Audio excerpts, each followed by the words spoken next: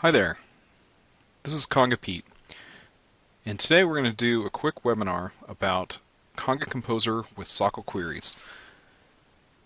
This is the first of many parts. We haven't really figured out where the end of this webinar series will conclude, so I'm going to say one of many, but today this is part one. This is really just the basics about how to get your feet wet with SOQL queries and how to use them in conjunction with Conga Composer solutions for Salesforce. Very quickly, let's go over the agenda for what today's call is going to encompass. We're hoping not to go much more than 10 minutes here, so buckle up tight because we're going to be going quickly.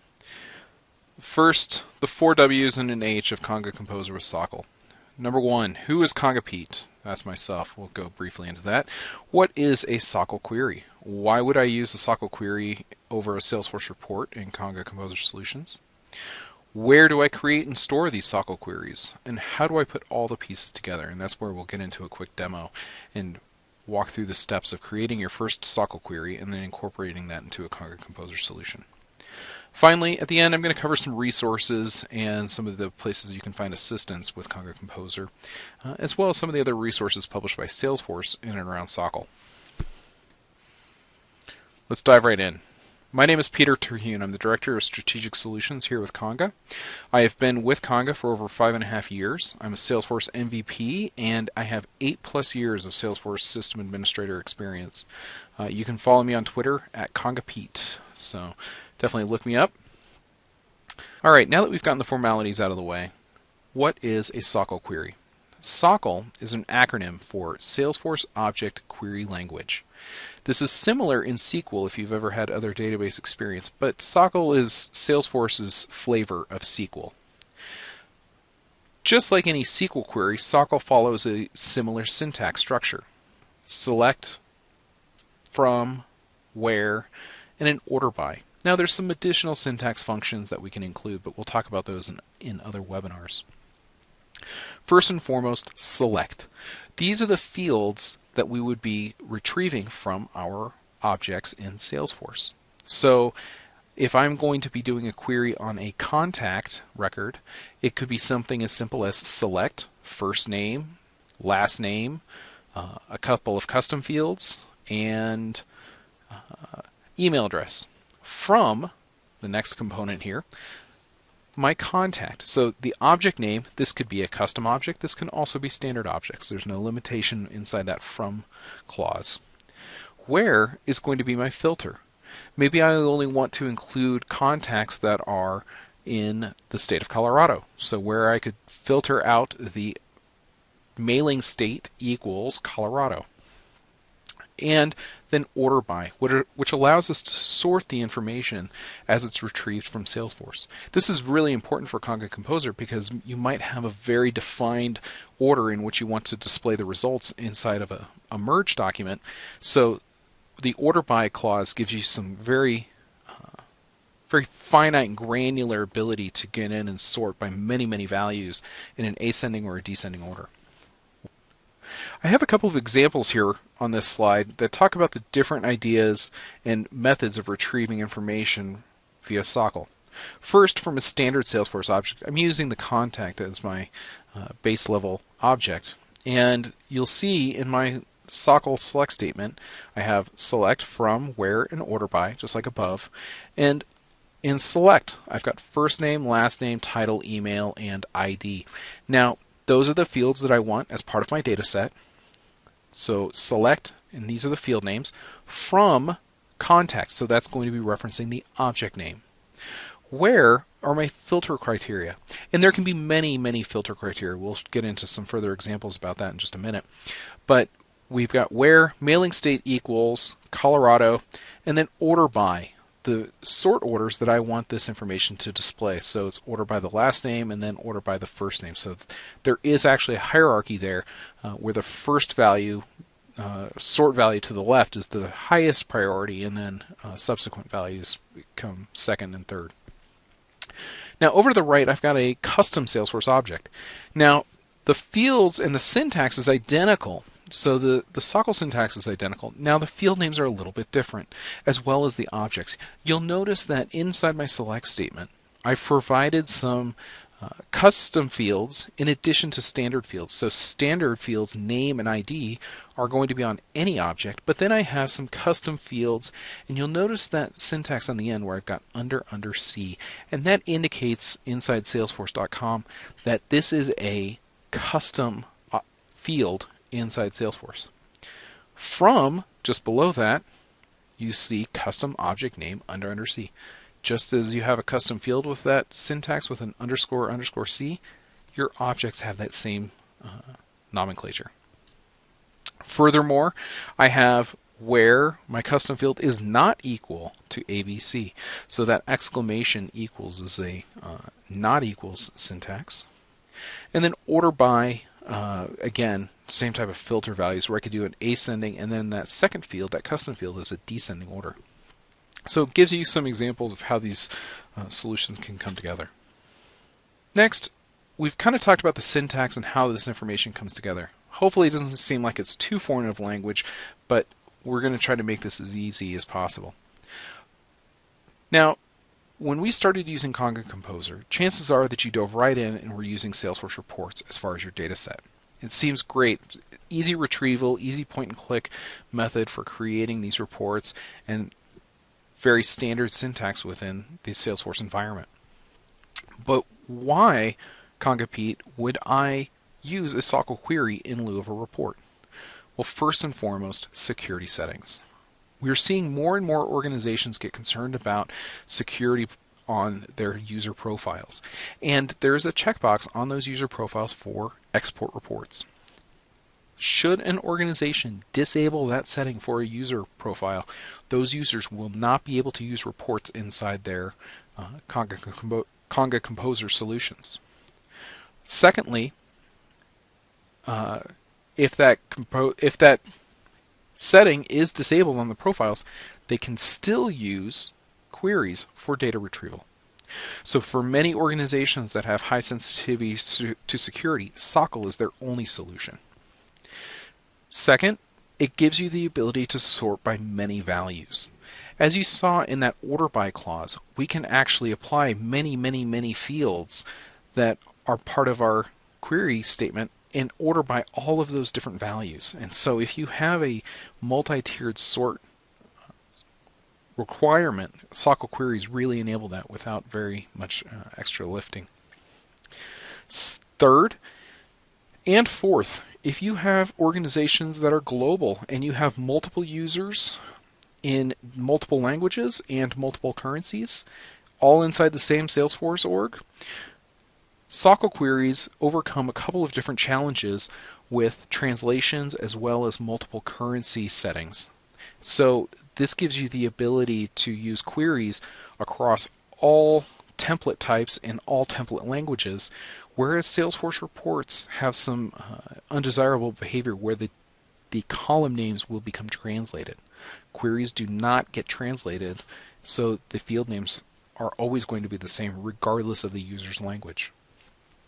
Fifth and sixth, there's some additional functionality that we'll talk about in later webinars, but specifically the ability to do aggregations and retrieve summarized data from Salesforce.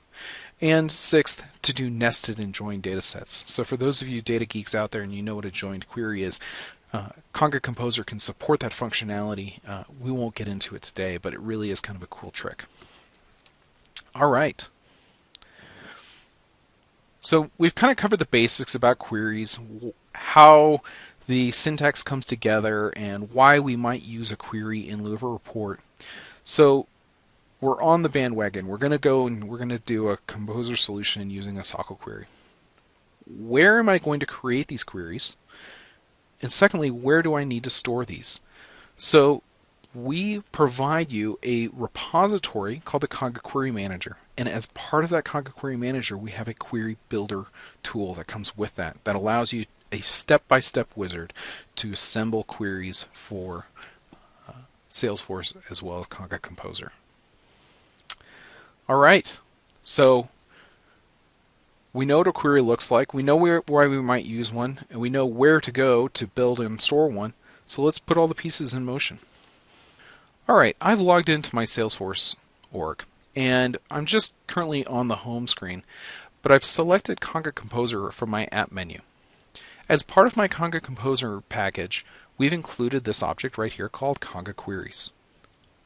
I'm going to go ahead and select a record. I've created a new one already, but you could go in here and go into a record, just give it a friendly name, and save that record. Once that record is saved, you'll see up here in this button that we've got the Conga Query Builder. So the Conga Query Manager that we're seeing right here is where we can store the query. So we got to create the container first, and then we can go into the builder, which will then write the query back for us.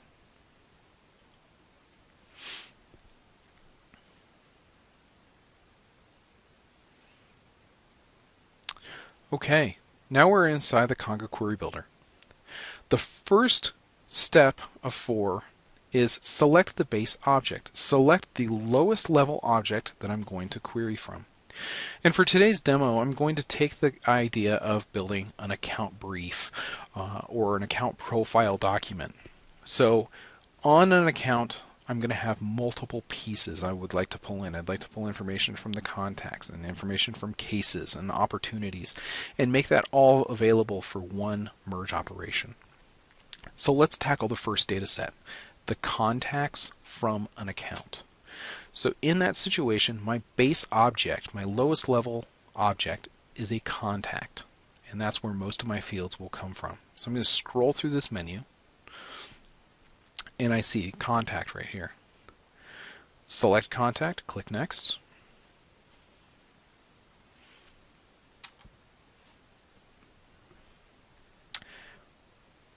Now we see the contact object and all of the different fields that are on that record.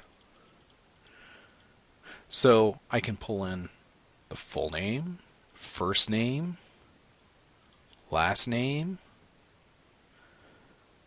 phone, email, and maybe even some custom fields. I have a custom field on here for languages and level.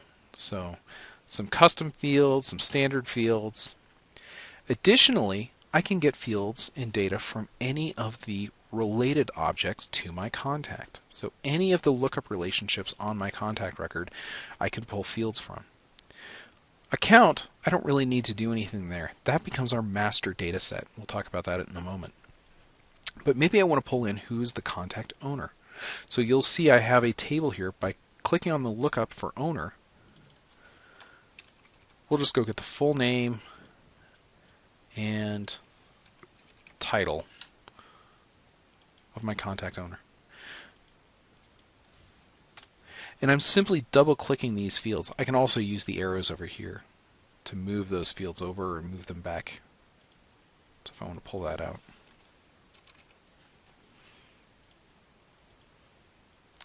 Alright, so I've got some fields for my contact record. I've also pulled a couple of fields from the contact owner. So let's go on to the next step. We've defined the select and the fields, and then from our object. Now we need to define the where. What are the filter criteria that we're going to utilize? Now, if you've ever created a report, a Salesforce report for a Conga Composer solution, you might recall that we generally have you filter by an ID value.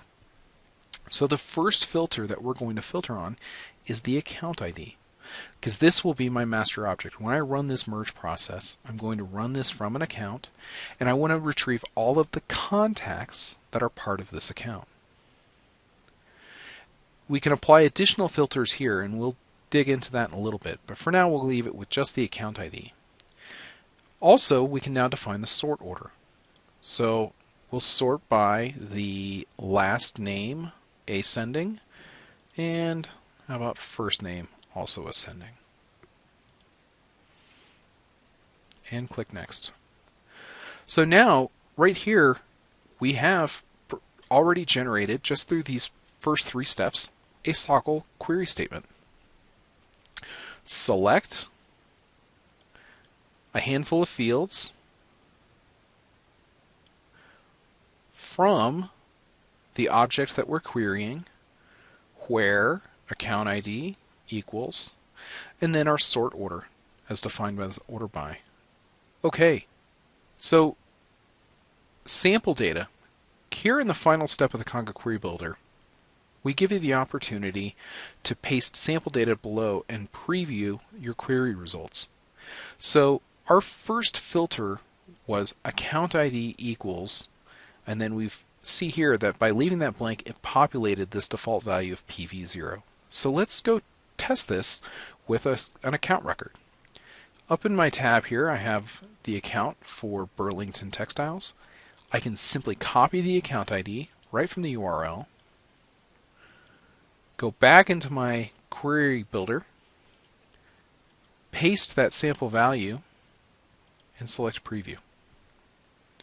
And Conga Composer's now popped up a preview window with the results of our query. So here are all of the different fields that we've got inside of our query that we defined in the select statement. So we've got our languages, our first name, last name, our custom fields. You'll notice that under C syntax we talked about a little bit. And then the information from the lookup. So we see the contact owner.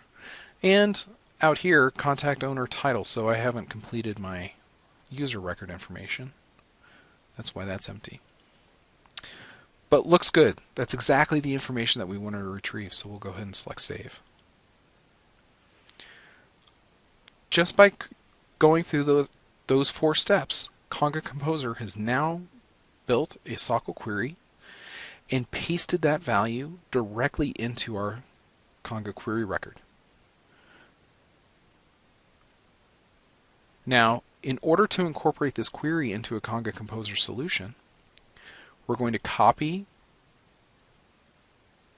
the ID. We're going to copy the query record ID from Salesforce and go to our custom button. So to reach my custom button, I've gone into Setup, Customize, Accounts, Buttons, Links, and Actions, and selected my Account Profile button here. So now I'm going to edit this record, and I have a parameter kind of populated waiting for a query ID. In order to reference a query inside a Conga Composer solution, we use the syntax of ampersand query ID equals. We can do the same alias process that we've used in the past with reports. So give it a friendly name like contacts and paste. I've now just pasted that query ID right into my solution. Okay, so we've added our query to our button. We've given it a friendly alias here for contacts, defining the data set that we're retrieving, and we've set the query ID from our Conga Query Manager. So let's save our addition,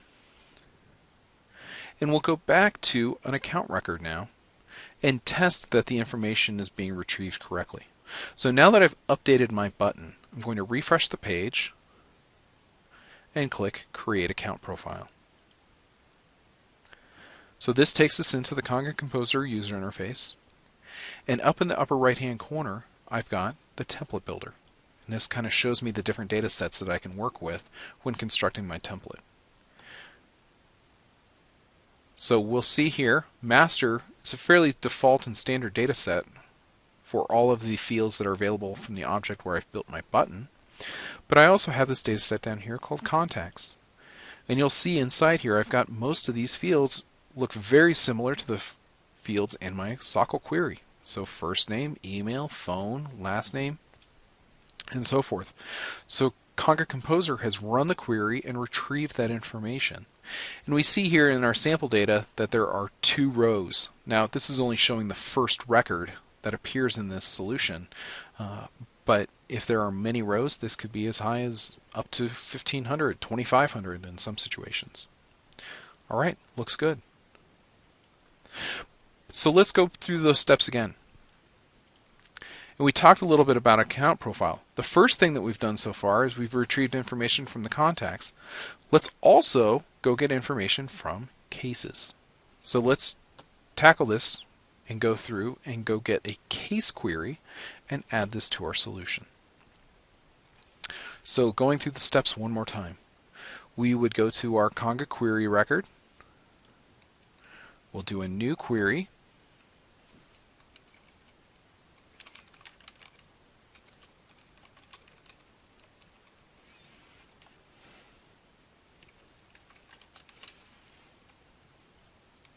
And save. Now we've saved this record, we can go to our Conga Query Builder. And the first step is to select which object do we want to get our data from. So as we talked about, we'd like to get information and details from case or cases.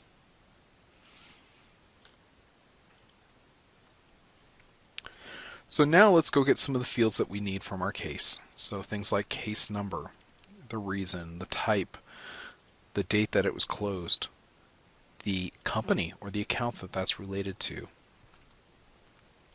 How about the name, the status, and the subject?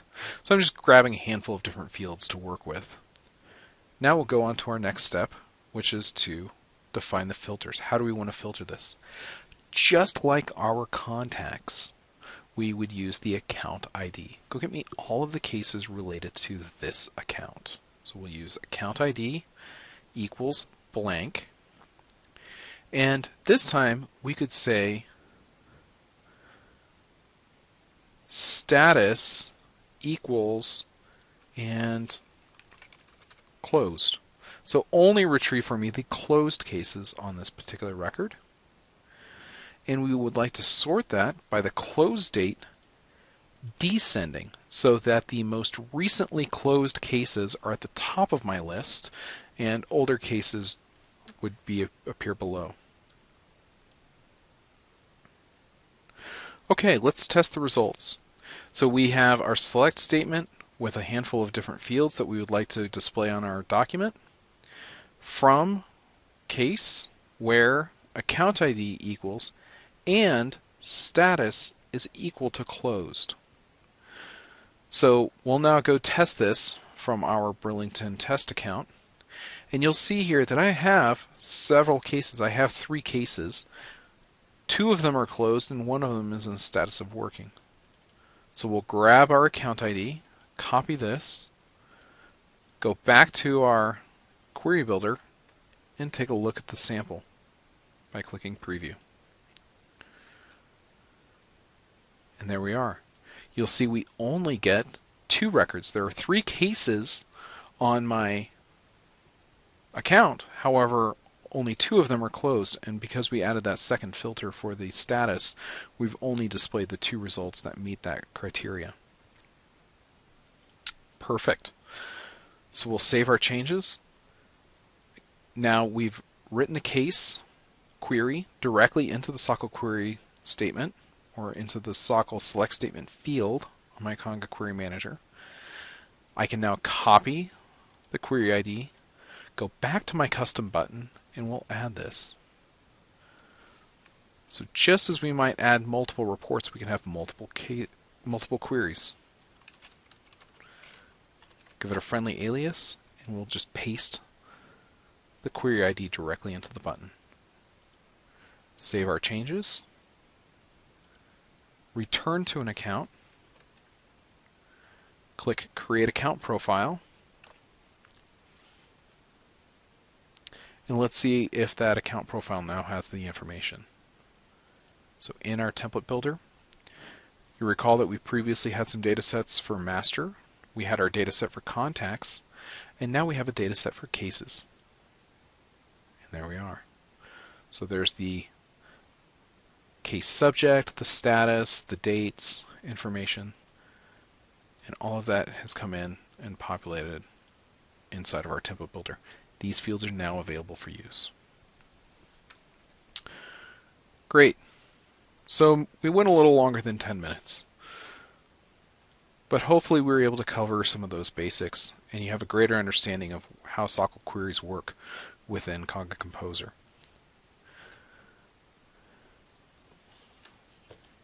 As always, we're going to wrap up with a couple of different things that you can do as far as assistance and technical support. You can always reach out to our team. We have a great group of analysts who can assist with you in your migration from reports to queries, or in addition to reports, you can always add queries. These are our contact information.